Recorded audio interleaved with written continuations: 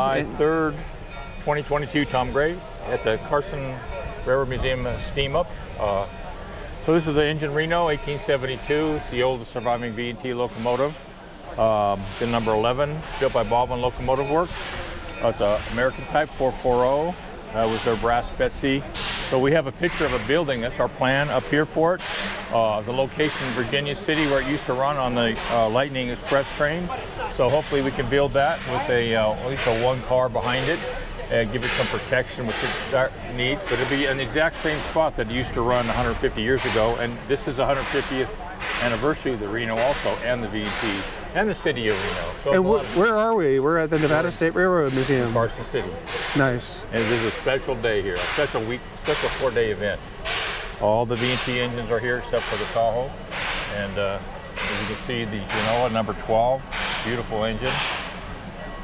Hope to get the Reno even a little bit like that someday. Yeah. I think we will. So people like to ask, what your plans are for it. So I think you said at one point, take it one step at a time.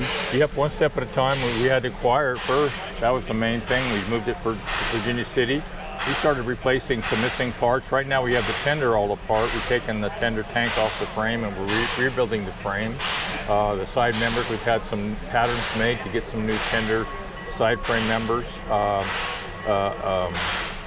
Tender bolster, truck bolster, side frame. We had field cast at Lodi Iron Works, had the pattern made up at Martin Pattern Works up in Portland, Oregon, and then we had them cast. So we've installed those, and we're starting to assemble the side seals on the locomotive with the outside half-inch steel plate reinforcements.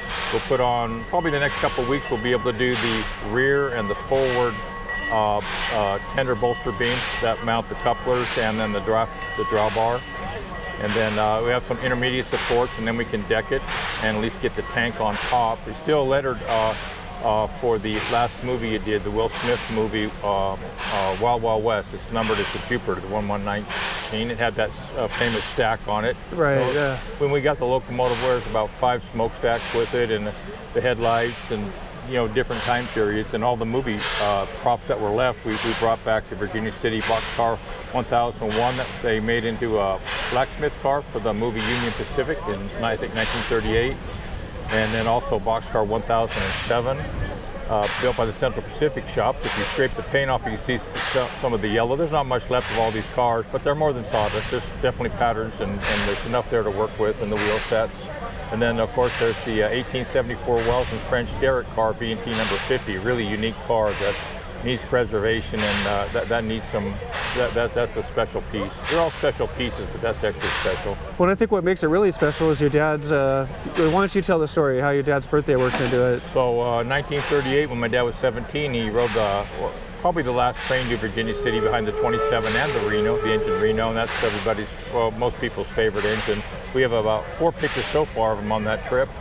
And then, after that, he went off to World War II and survived that. And then in the 70s, he started putting the V&T property together, and we laid track in 1975 to 76. We ran our first train actually 47 years ago yesterday on July 2nd. Wow. 1976. We've been running ever since.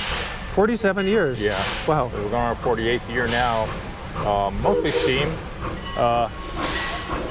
This is the narrow gauge Eureka Palisades going by. Dan Markoff's engine.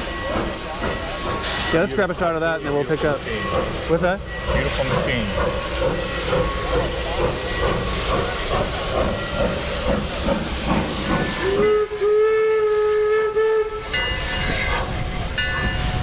So here's a picture of the building. Did I show you that yet? Yeah, we talked about the building. Carlton Watkins photograph. I think that was taken in Carson City. I think that's the only Carlton Watkins B&T photo. It's got the Lightning Express behind it.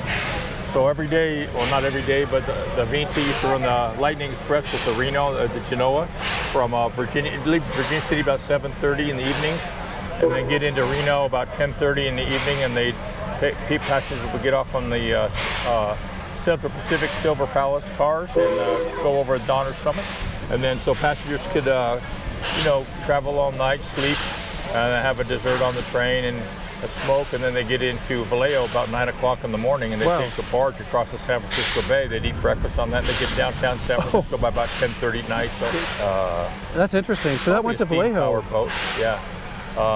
I've never seen a picture of what they took. I've seen a picture of the Vallejo though. It was like a big steamboat, like a big ferry barge, steam powered ferry barge. Yeah. And then so if they found ore in their mines, they could buy up the stock the next morning, or if they found a bad hole, they could sell their stock. That's a good point. Regroup. So it's pretty cool. They had it figured out.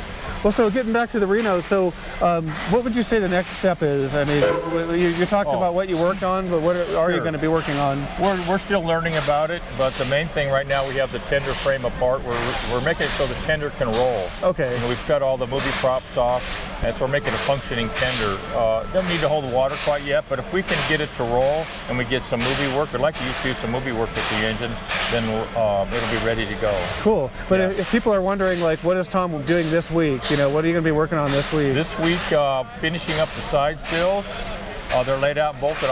There's 4 big castings that go from the side sill to the rear and the front sills. We'll bolt those on. And then when the select lumber comes in for the front and end sill and center sill, I can install those. And then we can put the intermediate sills in and shim it all up so it's in a plane. The next big step, we'll probably put the tender on for a while, tender tank. And then we have the welding to do, and that a big part of the tender tank is cut away for a big compressed air tank. They used that in the last years of the movies to propel the engine. Oh, right, yeah. And so we'll do that. The main thing for us is to get a building started at some point. Once we do the decorative work, right now, movies can take it and paint it whatever they want. It's no muss, no fuss. It's easy. It's easy to transport. It doesn't require any special permits.